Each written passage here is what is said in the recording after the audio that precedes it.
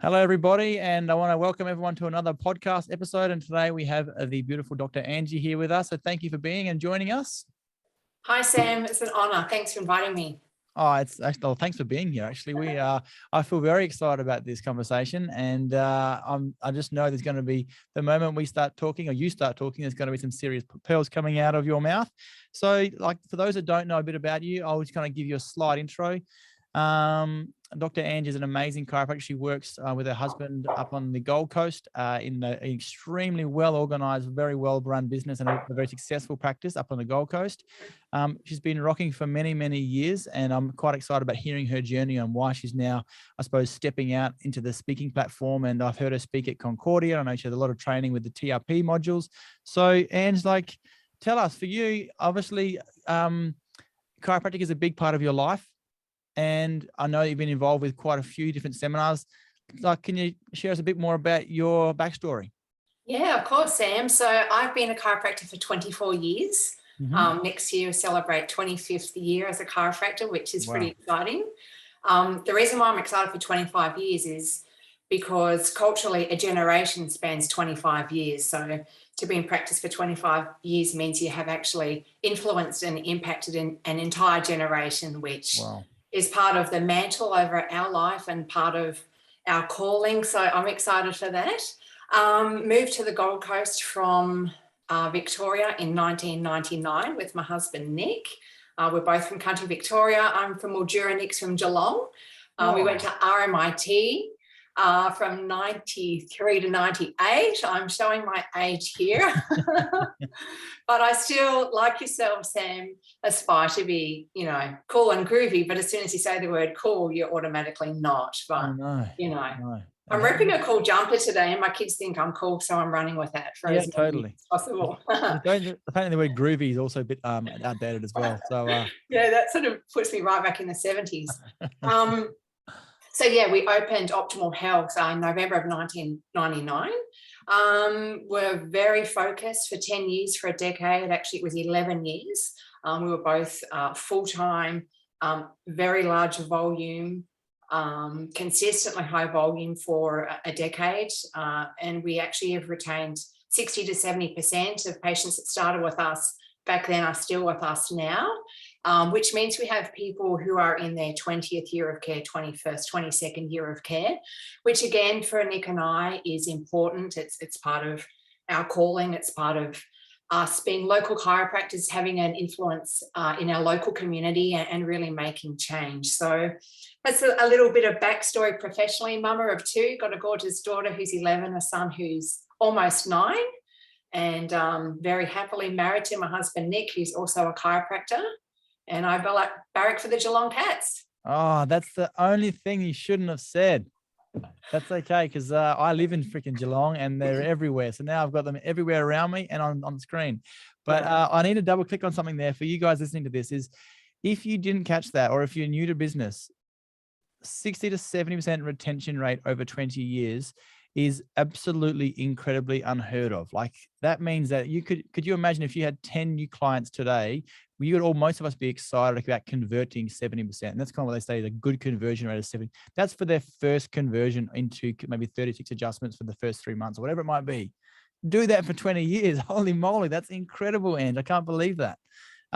That's in itself is huge reason. And I know you have so much content, and to squeeze that into a 15 or 20 minute podcast is going to be hard work. And for other guys out there to kind of help to understand where Angela's come from with high volume, they probably still are probably the busiest chiropractic practice in Australia. They are absolutely rocking. Their systems are on point. Their communication, their love, their commitment to profession is out of control. So I just want to know, Angela's being very humble there in her rock and groovy jumper in her lounge room there. But just so you know, we're talking about some serious class here. So I'm so thankful for you to be on this phone call with us, on this podcast, sorry. So tell us, with that, obviously in that 20 years, you've been heavily focused. Tell us in regards to just events and the value of going to events. And I know you've mentioned before Concordia and the TRP modules, and also this year with IN8 Summit. Why do you think they're good ideas? We graduated and I had 18 months as an associate. Nick had about 12 months.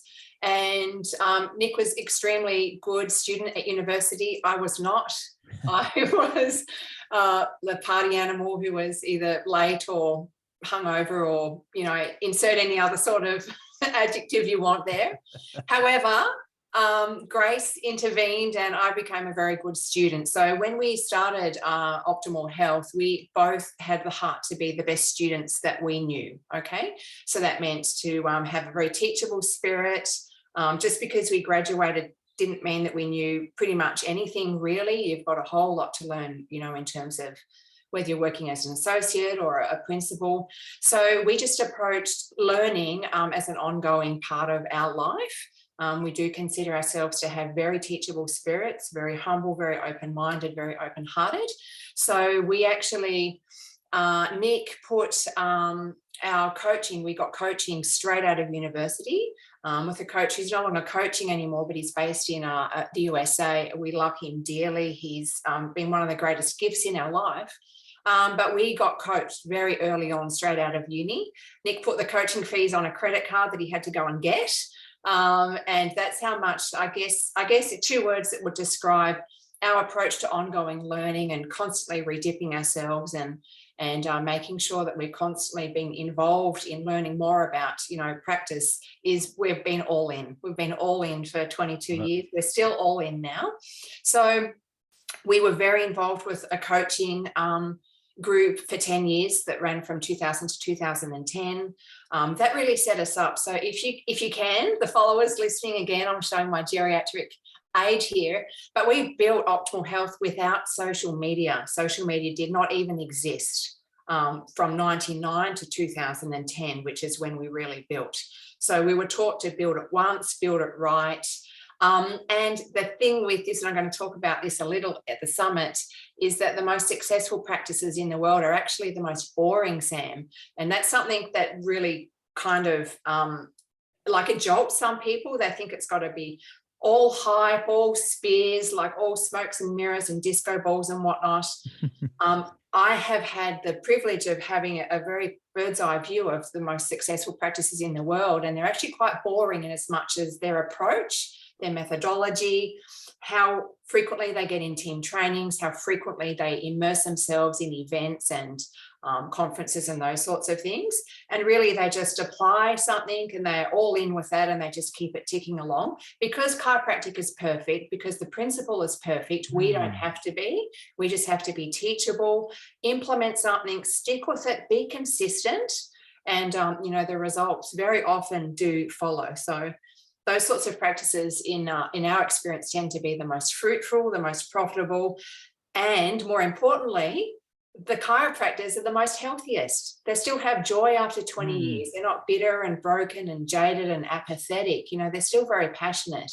And again, that's part of leaving a legacy that actually can change. You know, we speak about changing our local community. We speak about impact and influence and platforms and all that sort of stuff. The real change is, have you impacted the lives of families in your local community? Yeah. Have you helped them break generational curses? Have you helped them redefine their paradigm on health for their own family? And will that give them the strength to pass that on to their children and their children's children? That's the kind of stuff that really gets Nick and I very excited. Holy moly, Ange, I speak a lot. And I was just like, I didn't say a word. I think I had a few grunts for that whole last probably 2 or 3 minutes there. There was so many pearls in that. And I know we've only got a short amount of time. I'm so excited hearing you on stage, especially those things then where you said, you know, chiropractic is perfect, so we don't need to be. Like, that is so true. I often say that chiropractic we have is like gold and we try to give it away as carbon. You know, it's like the best thing ever. So just to kind of have a simple way for clients to use our services is a huge factor. And I love that fact that you are just such a long visionary to kind of have the idea of helping break generational blockages in families. We know now with the amount of things out there, how important that is, and the baggage getting passed on from family member to family member. So like, I just love the fact that your why is so much bigger than just, you know, just getting more volume in the practice. So I just know that it's going to be an exciting talk when you have a chance with us this year. You mentioned before about boring, and some of the busiest practices are boring. And I know that you've got some serious content to help us out with, but can you maybe just elaborate a bit more about that in regards to team trainings and having methodical trainings and seminars and like KPIs and why that would be important? Yes. So there's something called the Hawthorne effect, which is people love to be measured. So people don't like to be told what to do, as the past few years would attest to. But people do love to be measured, and they do love to be loved. And one thing we have latched onto is the idea that retention equals relationships. So that's relationships, the patient, their relationship to themselves, so their personal responsibility and their role in their care and them getting the results that they want. Relationships with, obviously, the principle of chiropractic. Are they getting regular micro tick? Are they being future paced? Are they being, to some sort of health talk or workshop or better result faster? And relationship to the chiropractic and the chiropractor and the chiropractic team. So that's one thing that retention is really very much reliant on. And that comes back to having an accountable team, a team that knows who's in the role, who's the right person in the right role, doing the right job at the right time. And to do that, we all need to hold ourselves accountable as well. As people, Sam, our natural default is to drift. And it's not great, and people don't want to admit it, but we drift. We constantly, some Dr. Stephen Franson says that people are hardwired to be cheap and lazy. And there is a default in all of us that we do, sometimes want to take the easier route or the path less traveled, or, however you want to describe that. But having regular rhythms of team meetings, having regular KPIs so people know what they're responsible for doing. Everyone is responsible, but on our team, only one person is accountable to certain roles. Just at the moment, we're about to redo our workshops. We're about to video them. So we've just got someone who's responsible for making sure XYZ is going to be available to get that, those recordings out. So KPIs, I can't imagine not running them without. I can't imagine a team that's got no idea what they're doing. I can't imagine a team that's confused and chaotic. Like, very often our practice, there's a lot of moving parts, and sometimes it does look like a bit of a circus to an outsider looking in. But someone who has actual eyes, chiropractic eyes, would go, this is a well-honed, well-trained organization. And our team loved that as well. I was just actually, you mentioned the TRP. There was a conference a couple of weeks ago, and we were training there. And one of the things that I loved was the fact that some of the CAs didn't know that they were able to speak micro tick. And I'm like, you can totally speak tick. You don't have to just leave that to the chiropractors to talk tick. You can do it as well. So I think regular team trainings, rhythms, whether it's weekly, fortnightly, monthly, however it is you've got it set up, are invaluable. I don't know. It's just like a GPS system. If you don't know where you're going and who's responsible for getting you there, you're pretty much guaranteed of not getting to the destination that you want. So that's why all that stuff's really, really important, and it helps build relationship for your team as well. Our check-in CA, reception manager Brody, she's actually been with us for 14 years this year, which is also pretty unheard of. So in terms of relationships and retention, we've been through a lot together. We've actually all lost our fathers. Our fathers have all passed away whilst we've all been together. So, we've worked through a lot together. And she's just as excited now as she was when she first started. And, she's coming up to approaching her second decade with us as a CA. So I think that... Sorry, and sorry to cut you off there, but like just that in itself, I remember, if your CA can feel like, or CAs can feel like they've actually got a career path and like a family to they leave their family, which is kind of their maternal family, and they come and hang out with their work family, and they get excited about that. There's no reason for them to leave if they know they've got a career path and they've actually got purpose behind what they do.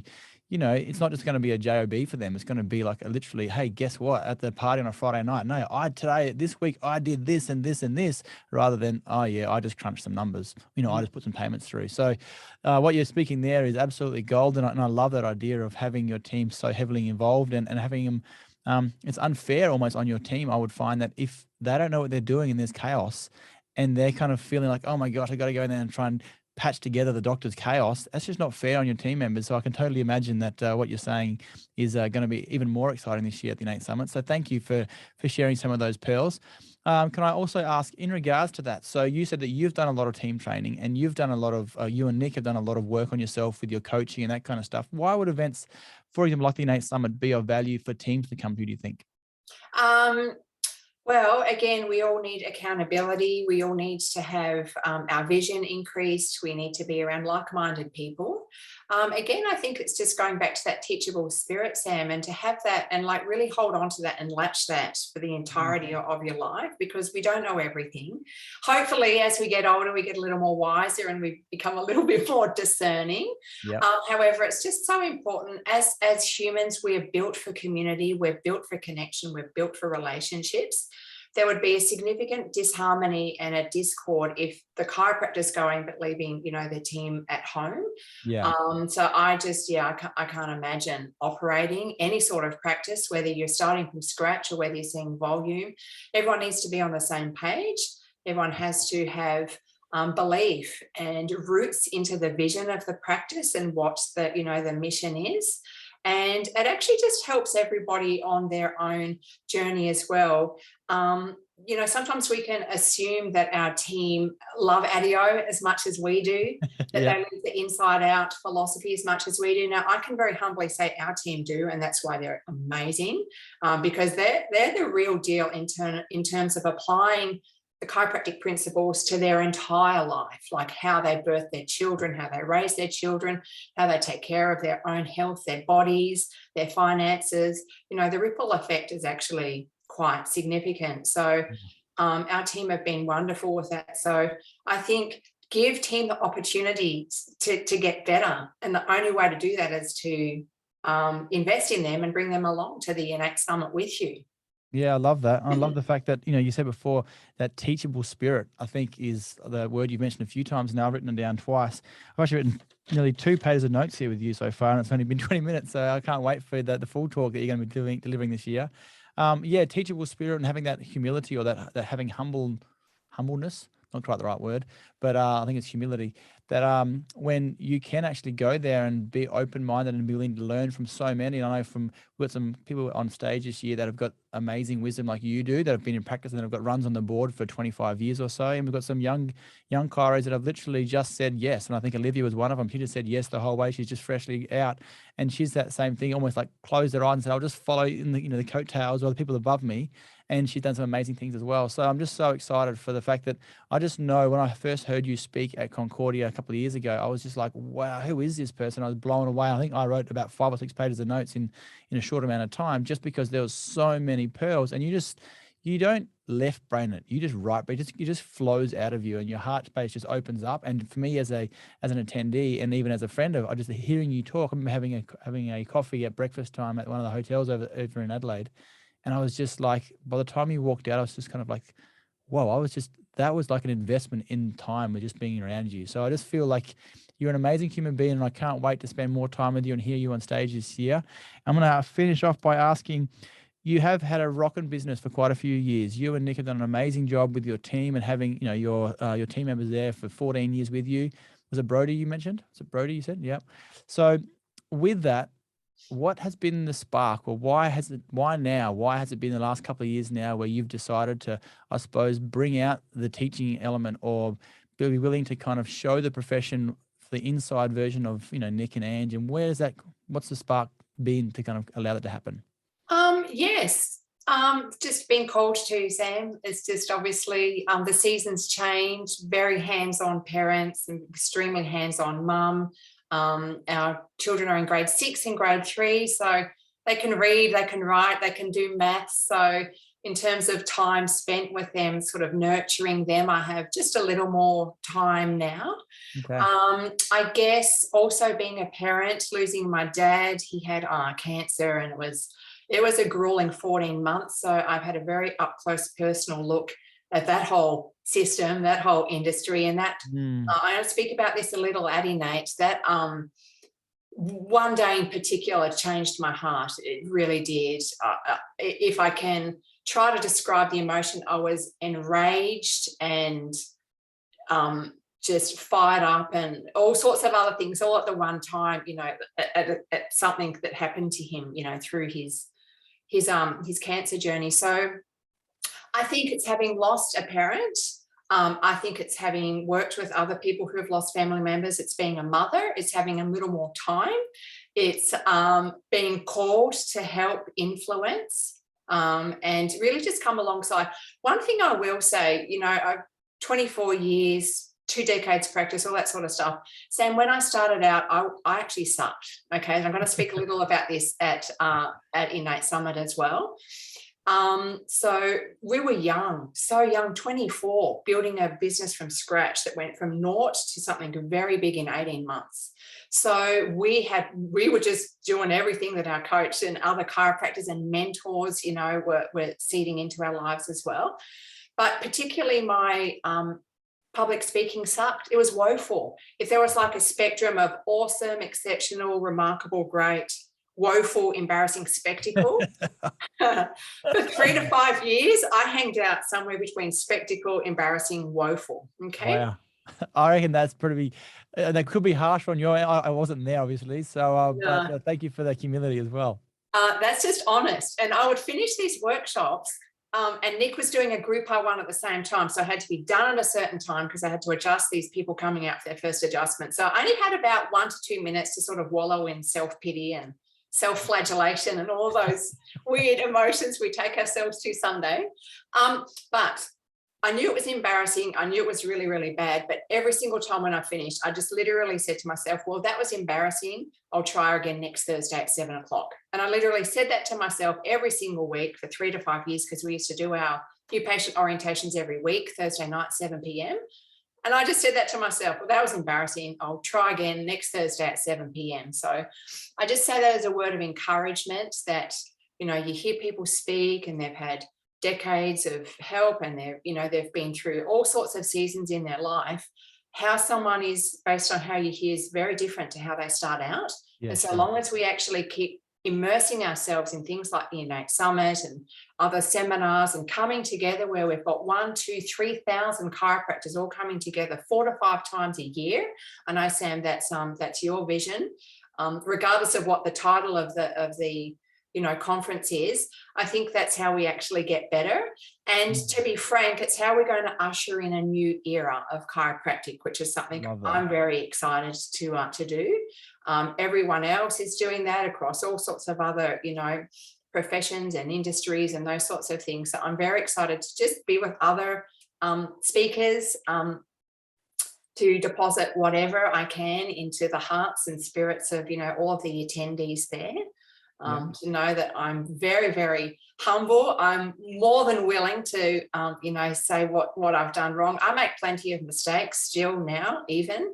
And I think that's one reason why, we have the life that we have, the children, the family, the relationships that we have, that we're just very honest and willing to have very good communication now and just keep trying our best. That constant and never-ending improvement is the mantle over our life as well.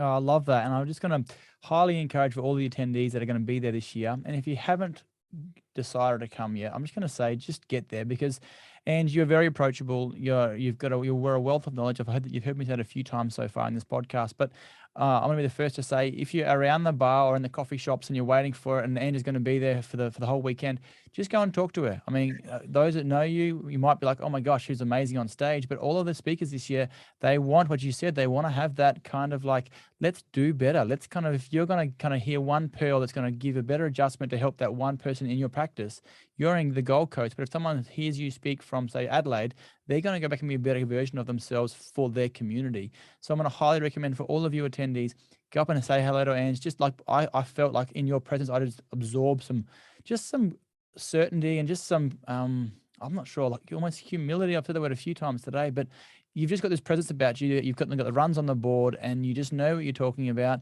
I know you said you've made some mistakes, but I just love the fact that you are just so human.